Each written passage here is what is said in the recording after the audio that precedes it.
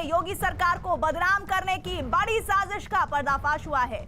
News 18 को मिली जानकारी के मुताबिक एक वेबसाइट के जरिए दंगा भड़काने की साजिश रची गई। खबर है कि दंगों की साजिश के लिए बनाई गई इस वेबसाइट के तार एमनेस्टी इंटरनेशनल से जुड़े हुए हैं और इसके लिए इस्लामिक देशों से फंडिंग हुई, जिसके सबूत जांच एजेंसियों को मिले हैं। साथ ही यूपी में जातीय दंगे कराकर दुनिया भर में मोदी और योगी सरकार की छवि खराब करने की साजिश थी, जिसके लिए रातों रात एक वेबसाइट को तैयार किया गया। वेबसाइट में फर्जी आईडी के जरिए हजारों लोगों को जोड़ा गया। अमेरिका में हुए दंगों की तर्ज पर यूपी में जातीय दंगे भड़काने की साजिश का पर्दाफाश हुआ।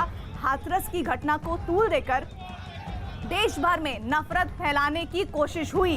हाथरस की घटना से जुड़ी तमाम भ्रामक, भड़काऊ और आपत्तिजनक चीजें वेबसाइट से मिली हैं। इधर योगी सरकार की मुस्तैदी की वजह से दंगा भड़काने की कोशिश पूरी तरह से नाकाम हो गई है। उत्तर प्रदेश में अभी कितनी भीषण जाति और सांप्रदायिक दंगे की नींव रखी गई थी। एमनेस्टी इंटरनेशनल जैसे संगठनों के माध्यम से, विदेशी फंडिंग के माध्यम से कैसे कैसे लोग, राजनीतिक दलों के लोग, विभिन्न संगठनों के लोग किस तरीके से दंगा कराने पे उतारू थे। यह दृश्य आपने देखा होगा, पिछले एक सप्ताह से आप देख रहे होंगे कैसे माहौल को खराब करने का प्रयास हो रहा है। ये षड्यंत्र होते रहेंगे, लेकिन हमें आगे बढ़ना है, विकास के लिए अपने आप को समर्पित करना है। हाथरस केस की सबसे बड़ी खबर। हाथरस केस में सबसे चौंकाने वाला पर्दाफाश। सरकार के खिलाफ गहरी साजिश का अंदेशा। हाथरस के बहाने दंगा फैलाने की साजिश। हाथरस कांड पर न्यूज 18 की गहरी पड़ताल। कानून व्यवस्था को तहस नहस करने का षड्यंत्र। हाथरस कांड को लेकर पिछले कुछ समय से पूरे देश में कोहराम मचा हुआ है।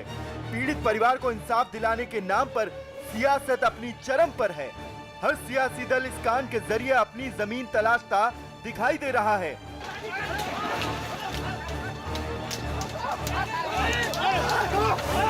लेकिन इसी बीच न्यूज 18 इंडिया की टीम को एक बेहद चौंकाने वाली जानकारी हाथ लगी, जिसकी वजह से हाथरस कांड की आड़ में गहरी साजिश का अंदेशा होने लगा है। इस वेबसाइट के जरिए जो कुछ भी सामने आया, उसने एक ही झटके में कई पर्दाफाश कर दिए। हाथरस कांड में बड़ा पर्दाफाश। यूपी में दंगे कराने की साजिश का भंडाफोड़। सरकार के खिलाफ साजिश का हिस्सा है दंगे की वेबसाइट। इस्लामिक देशों से फंडिंग का अंदेशा। जांच एजेंसियों के हाथ लगे चौंकाने वाले सुराग।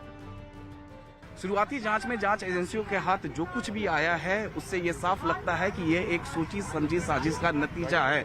वेबसाइट की पड़ताल लगातार जारी है और अब तक जांच एजेंसियों के हाथ में कुछ सनसनीखेज दस्तावेज और एडिटेड वीडियोस लगे हैं, जिससे ये साफ मालूम पड़ता है कि इनकी मंशा लोगों को भड़काना है। फिलहाल जांच जारी है और ये अंदाजा लगाया जा सकता है कि ये एक सोची समझी साजिश है और इसके तार दूर तक जा सकते हैं। जस्टिस फॉर हाथरस के नाम से तैयार हुई इस वेबसाइट के बारे में जांच एजेंसियों का मानना है कि ये रातों रात तैयार की गई है, जिसका मकसद बेहद खतरनाक भी हो सकता है। अंदाजा लगाया जा रहा है कि इस वेबसाइट के जरिए यूपी और केंद्र सरकार के खिलाफ गहरी साजिश रची गई हो। सरकार को बदनाम करने की साजिश है, इसमें कोई दो राय नहीं है। और जो वेबसाइट आई है उसके बारे में ज़्यादा डिटेल मुझे नहीं मालूम है, लेकिन ऐसी वेबसाइटें बदनाम करने की कोशिशों में आमतौर पर फ्लोट की जाती हैं और वो निश्चित रूप से बदनाम करने की कोशिश होती है। दरअसल इस वेबसाइट पर शक होने की कई वजह हैं। मसलन वेबसाइट में फर्जी आईडी से हजारों लोगों को जोड़ा गया। विरोध प्रदर्शन को कैसे उपद्रव में तब्दील किया जाता है। दंगों की सूरत में मौके से सुरक्षित निकलने का तरीका। ये कुछ ऐसी बातें हैं जिन पर वेबसाइट में खासा तौर पर तवज्जो दी गई है और इसी से वेबसाइट के मकसद पर शक पैदा होता है।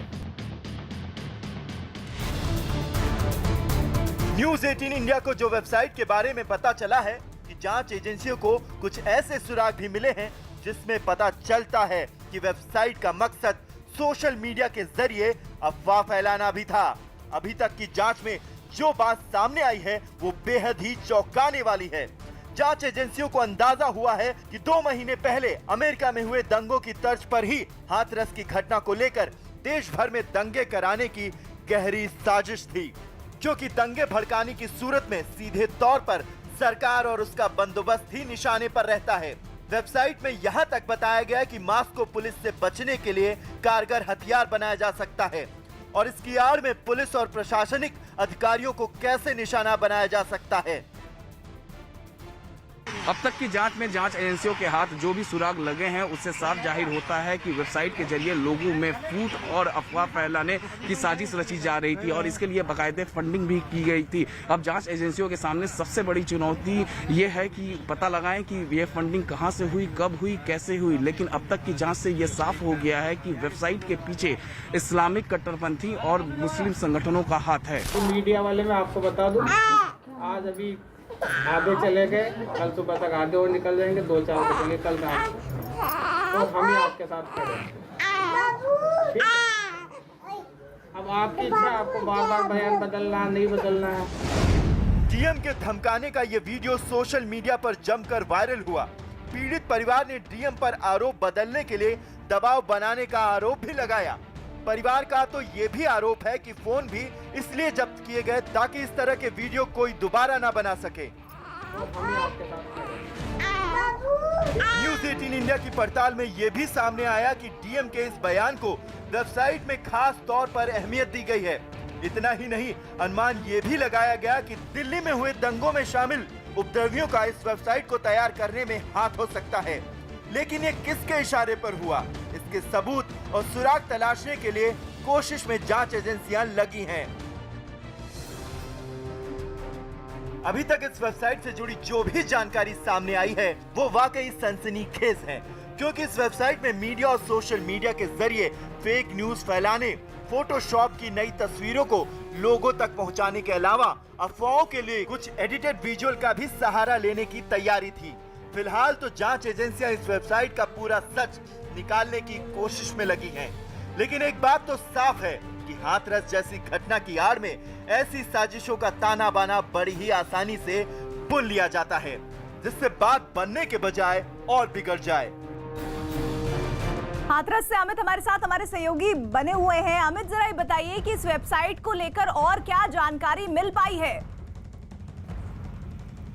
जी बिल्कुल, आपको बताऊं कि वेबसाइट की बनाने की मंशा यही थी कि किसी भी तरीके से तनाव का माहौल बने और जिस तरीके से अभी फिलहाल पीड़िता के गांव में तनाव का माहौल बना हुआ है वो इसी को लेकर जांच एजेंसी जो है लगातार जांच कर रही है। और मैं आपको सीधी तस्वीरें यहाँ का दिखा रहा हूँ कि ये की तस्वीर है, जिस तरीके से संजय सिंह पर सियाई फेंकी गई है उसी को लेकर उसी से पूछताछ कर रहे हैं आला अधिकारी। और जो वेबसाइट की अगर हम बात करें तो वेबसाइट को लेकर अभी भी लगातार इन्वेस्टिगेशन जारी है। किस तरीके से ये उनकी जो मंशा थी कि किसी भी तरीके से लोगों में अफवाह फैलाई जाए, और जिस तरीके से हमने सोशल मीडिया में देखा कि डीएम का जो बातचीत था परिवार के साथ वो जिस तरीके से वायरल हुआ था और उनकी मंशा इससे साफ झलक रही थी कि किसी भी तरीके से अफवाह फैलाई जाए, लोगों में एक खौफ फैलाई जाए, जातिवाद किसी भी तरीके से लोगों में एक कटुता फैलाई जाए। और इस वजह से जो है अभी भी जो है पीड़िता का जो गांव है उस गांव में अभी भी तनाव का माहौल है और फिलहाल पुलिस की टीम जो है चप्पे चप्पे पर तैनात है। और जिस तरीके